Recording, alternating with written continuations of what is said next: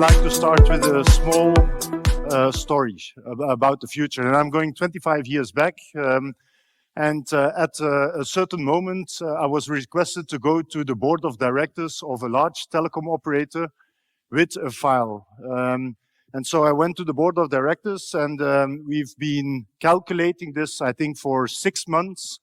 And we came up that in 5 years, we would have 30,000 subscribers. One of the board members said, I don't believe into it. I think it's way too optimistic. Yeah, we went back to the board of directors and we said, okay, it's going quite well.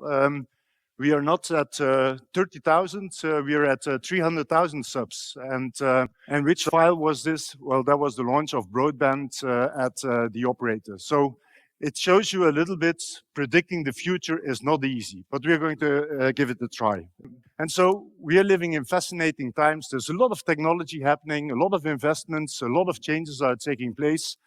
And we are talking also for 25 years about convergence. And convergence, the holy grail, let's partner together, let's mingle, let's be very happy. And reality is, and that's something what I'm always saying, are we talking about convergence or are we talking about a collision model?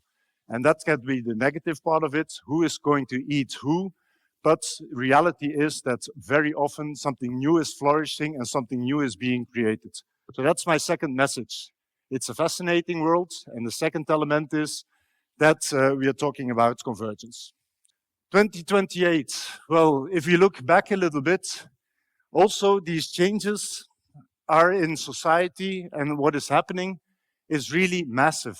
Things we couldn't predict. Who would have predicted 4 years ago that we would all be sitting at home and it's called the COVID crisis? Who would have predicted the geopolitical situation we're in at this moment in Europe? Just 2,000 kilometers from here, nightmare what is happening. Who would have predicted the economic slowdown? This inflation, hyperinflation taking place 2 years ago, we didn't talk about it. Technology. The 28th of November, only the geeks understood what artificial intelligence was. We've been talking about it for 20 years, data scientists.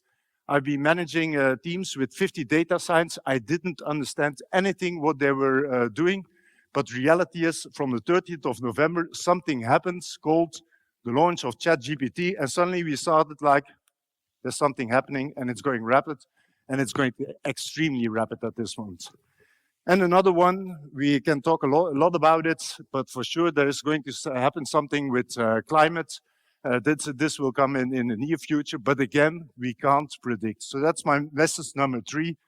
Predicting is very difficult, but what is the common theme between all these different trends is that speed is accelerating. It's just going faster and faster and faster, and it goes faster than we even can imagine. We can't predict the future, but we can influence it. And I think that's a little bit the major theme, how we need to look to the future. And so this is what we typically are doing. Predicting the future is not possible, but we are creating scenarios. We are creating scenarios.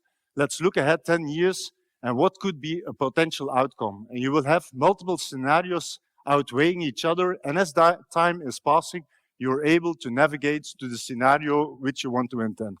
And that's what we're going to do at this moment. As you can see on every table, you've got like a QR code. After I explained 6 scenarios, we will do the voting, and I hope that there will be one scenario, 100% that we agree on this one. And if we agree on this one, we know the future, so we have predicted it, and we are going to launch a press release after this session. I think the first one scenario is what we are going to call the connectivity-led scenario. We are rolling out as service providers massive and investing massive amounts into connectivity. We are rolling out fiber. We have implemented 5G. We have implemented 6G. And we are a super connectivity player, the most impressive connectivity players which are around. The second scenario is what we call a data-centric scenario. It's all about data is oil. It's all about service providers. We've implemented phenomenal and embraced phenomenally artificial intelligence, data science, whatever it is, and we can go to hyper-personalization towards our customers. So this whole company, or that company, is built around data, and data is the oil of everything what is being done. The third scenario is what we call digital ecosystems. And this is all about partnerships, what you're building. So you have got open platforms where you're interconnecting lots of applications of third parties and you're focusing on core assets. You've got a billing relation, you've got a field force, you've got a customer service. So really like core activities, what we've been doing for 25 years, for 50 years, for 75 years, that will be the basis to complement this partnership model and you become the gateway to the outside world.